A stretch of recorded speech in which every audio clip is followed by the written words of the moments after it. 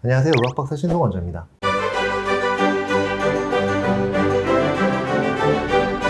저희 병원이 이제 부작용 치료하는 병원이잖아요. 제가 뭐 하고 싶어서 부작용 치료하는 병원이 된 건 아니고요. 초음파를 볼 줄 아는 의사가 사실 많지 않아요. 초음파 중에서도 뭐 복부 초음파 뭐 이런 것도 있지만 그런 거 말고 이제 유방 초음파 또는 이제 연부 조직을 보는 초음파, 이런 초음파를 보는 의사들이 사실은 숫자 자체가 많지 않아요.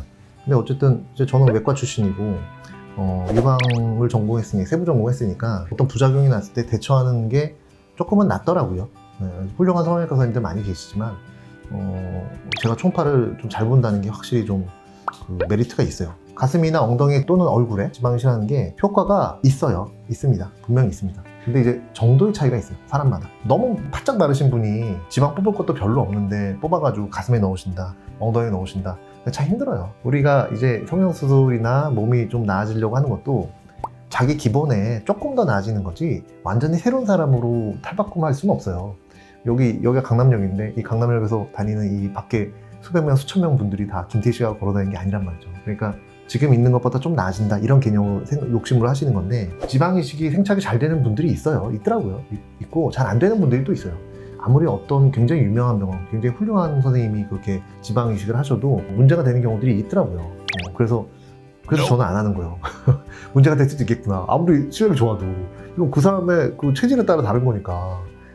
그러니까 이제 저는 원망 듣기 싫어가지고 이제 안 하는 거죠. 근데 지방이식해서 문제가 되는 분들이 저한테는 이제 많이 오시는 거죠. 그거를 해결하는 병원이 없으니까 이제 할 수 없이 제가 하게 됐는데, 이분은 가슴에 지방이식한 다음에 몇 년이 지나서 커다란 멍울이 만져져서 오신 거죠. 멍울만 만져질 뿐이지 아프진 않으니까 이걸 내가 왜 제거해야 되냐, 이런 생각을 가지실 수도 있어요. 그런데 항상 빙산의 일각이에요.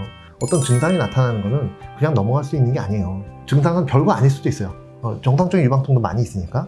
근데 그게 문제가 될 수도 있단 말이에요. 그러니까 검사는 꼭 해보셔야 돼요. 그러니까 확인을 해봐야 되는 거예요.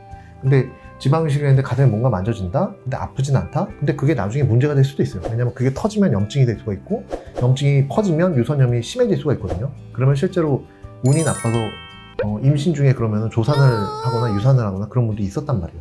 그러니까 극단적인 경우까지 밀기는 좀 어렵지만 그럴 수도 있다는 걸 알고서 어쨌든 주기적으로 검진을 하긴 하셔야 돼요. 엑스레이를 보면 이제 하얗게 보이는 게 석회화입니다.